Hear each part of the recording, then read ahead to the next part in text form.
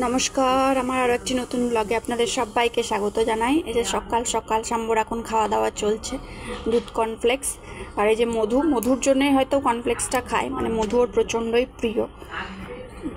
তো মধুর কোটো এনে আমাকে বারবার দেবে, তো এই নিয়ে আজকে দিনটা শুরু হলো। আমাদের মোটামুটি চাটা খাওয়া হয়ে গেছে, তো এবার শাম্বকে খাইয়ে তারপরে এবার বাড়ির সমস্ত কাজে লেগে পড়বো।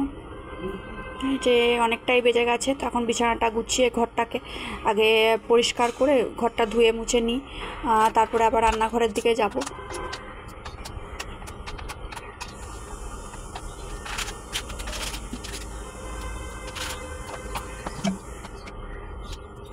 আমি পরিষ্কার করব, গোটাবো, আর উনি আবার এই 2 মিনিটের মধ্যেই আবার এসে আবার এগুলোকে নামাবে।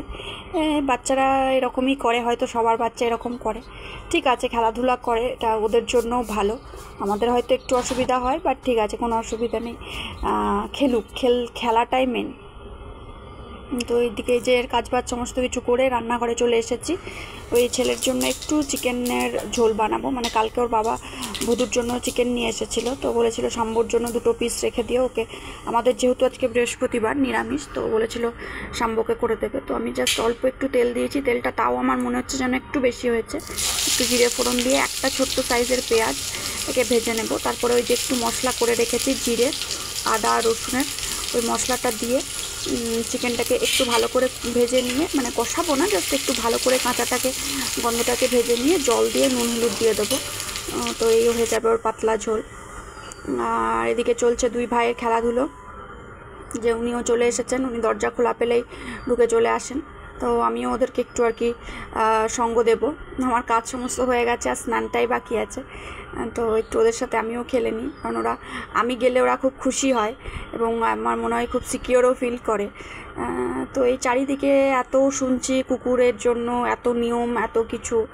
তো আমার মনে হয় ঠিক আছে, ওদের জন্য ভ্যাকসিনেশন, স্টেরিলাইজেশন অবশ্যই দরকার, কিন্তু এত নিয়মে ওদেরকে বাঁধার চেয়ে আমার মনে হয় মানুষকেও একটু নিয়মে বাঁধা উচিত। কারণ যত জঘন্য কাজ আছে সেগুলো মানুষই করে, তো তাদের জন্য সব কিছুই ছুট, কিন্তু অবলাগুলোর জন্যই অনেক নিয়ম।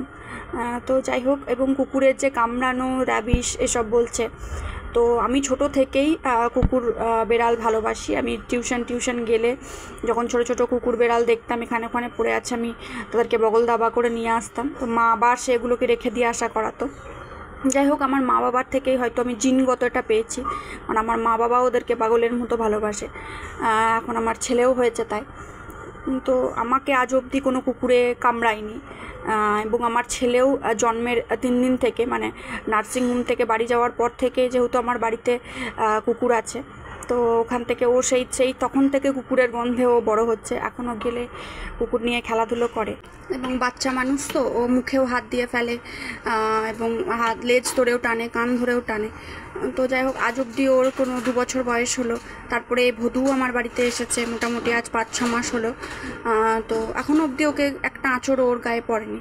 তো আমি জানি না কেন বাচ্চাদেরকে কুকুরে কামড়ায়, হয়তো কিছু হয়। যাই হোক, সেসব আর বললাম না। তো হচ্ছে ব্যাপার, এবং ভদু আমার বাড়িতে আসাটাও একটা কাকতালীয় ব্যাপার বলতে পারেন, অনেক যুদ্ধও বলতে পারেন। তো যাই হোক, সেগুলোও আবার অন্য কোনো দিন শেয়ার করব। ভদুরা 2 ভাই ছিল, একজন মারা গেছে আর ওই রয়ে গেছে। তো যাই হোক, এদিকে আমাদের খেলাধুলা চলুক, একটু একটু আদর আহ্লাদ এসব চলবে। তারপরে আমি আবার স্নানে যাব, তারপর স্নান থেকে এসে পুজো টুজো করে আবার ছেলেকেও স্নান করানো, খাওয়ানো এসব পড়ে আছে।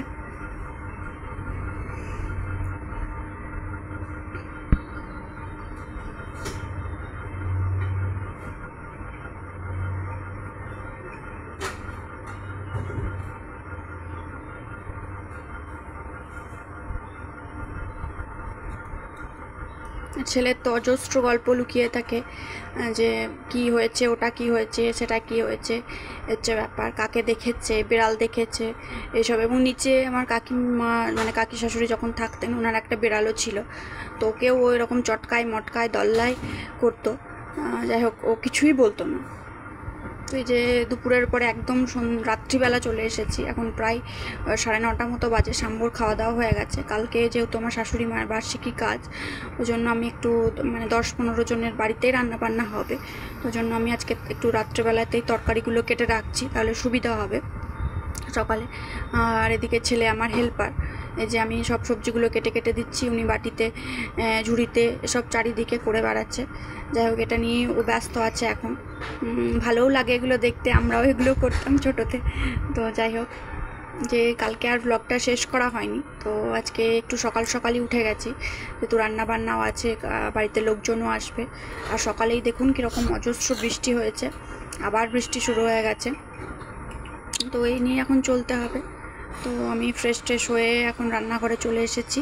এখন এই যে প্রথমে পায়েসটা বানাবো, সব কিছু শুরুর আগেই তো মানে পায়েস দিয়েই শুরু হয় রান্না বান্না সমস্ত কিছু। এবং আমি একজনের কাছে শুনেও ছিলাম যে পায়েস দিয়েই রান্নাবান্না যখন মানে করবে, তখন রান্নাবান্নাটা শুরু করতে হয় যখন কোনো অনুষ্ঠানের জন্য করছো আর কি।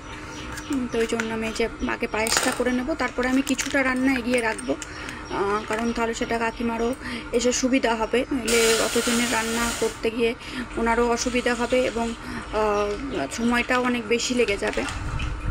সবজিপাতি তো কালকেই কেটে রেখেছি, উনি এসে মশলাগুলো কেটে মশলাগুলো করে যে মশলাদার রান্নাগুলো করবে, আর বাকি যে সিম্পল রান্নাবান্নাগুলো আছে সেগুলোই আমি করার চেষ্টা করব। আমি কতটা সময়ে পারবো আমি জানি না, কিন্তু আমি চেষ্টা করব। তো এদিকে দুধটা আমি গরম করতে বসিয়ে দিলাম, প্যাকেট দুধ। আর এদিকে এই ছোটো আমুলের প্যাকেটগুলোকে কেটে ওটাকে একটু গরম দুধের মধ্যে গুলিয়ে নিলাম, এবং একটু গোবিন্দভোগ চালটাকে ধুয়ে একটু ঘি মাখিয়ে গোবিন্দভোগ চালটা একটু তেজপাতা এলাচ দিয়ে দেবো। এবং পায়েস তো নাড়তে হবে সবসময়ই, মানে তলে লেগে যাওয়ার একটা চান্স থাকে। আর মুগের ডাল হবে, তো ওই জন্য ডালটাকেও আমি ভেজে রাখছি। তো যদি হয় সময়, তার ডালটাকে একটু সিটি দিয়ে নেবো।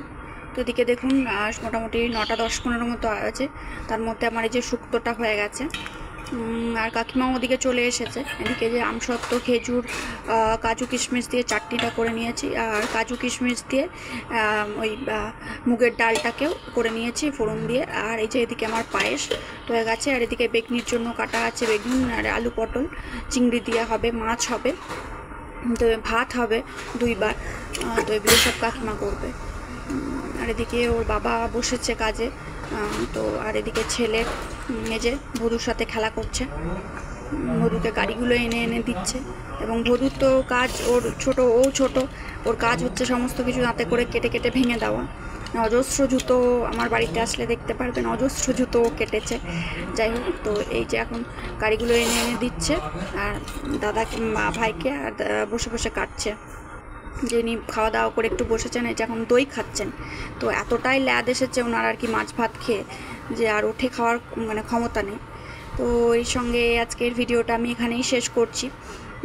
2 দিনের ব্লগ দিলাম আজকে একসাথে। তো কেমন লাগলো আপনারা অবশ্যই জানাবেন, এবং প্লিজ আমার চ্যানেলটিকে সাবস্ক্রাইব করবেন। কালকে থেকে আবার নতুন ভিডিওর সাথে আপনাদের সবার সাথে দেখা হবে। টাটা।